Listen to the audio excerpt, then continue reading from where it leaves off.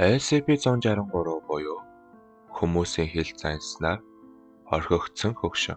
Ямар нэгэн гажиг бие хаанаас гарч ирсэн? Хаана хамгийн анхны хохирлоо үлдсэн үргэлж эхлэлтэй байдаг. Тиймээс ч бүх юмны эхлэлээс нь эхлэе гэж бодож байна. SCP байгууллагын утас дуурав. Сайн байна уу? SCP байгууллагатай холбогдож байна. Сайн байна уу? Аандын нуранаас холбогдож байна. Энд ямар нэгэн гажиг бие байна.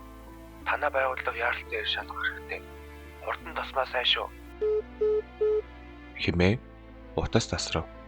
Үүний тухай сонссон SCP байгууллага нэн даруй хүмүүсээ явуулан шалгалт болон хамгаалтандаа авав. SCP байгууллага очсны дараа учир бүтээлэг зүйл гарсан газар очиход нэгэн үл мэддэх бөмбөрцгөөс өөр зүйл байсангүй. Шинжилгээний багийнхны дүгнэлтээр энэхүү бөмбөрцөг нь ууланд олон мянган жил байсан бөгөөд ямар ч байсан уулар өвчтөй газарсан хэмээн дүгнэлтэнд хүрсэн юм. Судалгааны багийнхаа эцсийн дунд үүнийг нэгэн төрлийн төхөөрөмж болон машин болохыг олж мэдсэн юм. Тэд ч тэрхүү бөмбөрцгийг итгэхгүй болохтол яг үнэндээ өндөгний гадны бүрхэлтэй адилхан хагаран дотроос нь зөвхөн харь гаргийн хэмээн хэлж болох үз гажиг амтан гарч ирэв. SCP-163 шууд л ажилтнууд руу дайрах гэсэн боловч ямар ч байсан хүч хэрэглэн түүнийг тусгаардаж төв офис руу авч явав. SCP-163 2 метр өндөр, өргөн 1.5 бөгөөд түүний бие нь цилиндр хэлбэртэй, доод хэсэгтээ ам гих зүйлтэй. Харин дээд тал нь толгойтой төстэй зүйл юм. Тэрээр 8 хөлтэй бөгөөд 3 уюуттай. Түүний гарнууд нь өөрсдийн гэсэн хэм маягтай. Жишээ нь амны хоёр талд байрлах нь ямарваа нэгэн зүйл шүүрхэд зориулагдсан. Дээд талын хоёр гар нарийн хөдөлгөөн хийх чадвартай.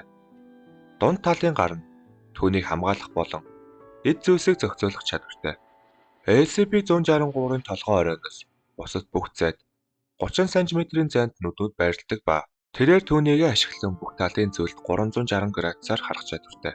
Түүний нүд нь нэмж хэлэхэд хэд ягаан туяанд их мэдрэмтгий.